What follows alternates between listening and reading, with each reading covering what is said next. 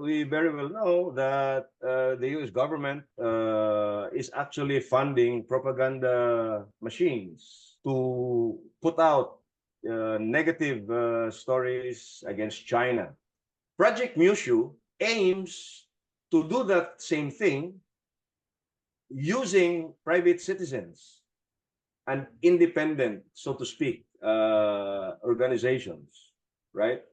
But interestingly, this Project Musu, was part of the U.S. Naval Institute Maritime Insurgency Program, or COIN, and interestingly, it was conceptualized in Stanford University. I mean, can you imagine Stanford University doing all these things for the U.S. military? So this Guardian Knot Center from Stanford developed this over a period of time.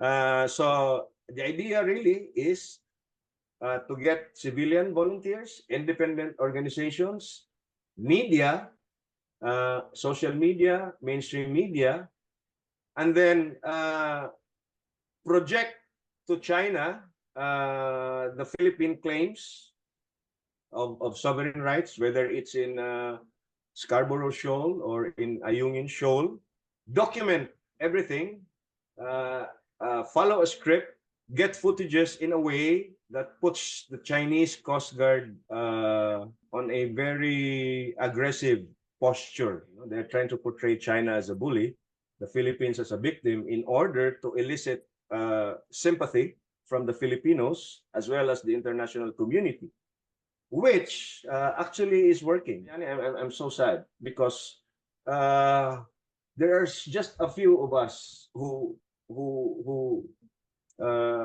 understand the issues well enough that whatever mainstream media feeds, a lot of Filipinos actually take, and it's so sad. That's why I feel that it's my mission to actually communicate with my fellow men that this is not the way to go.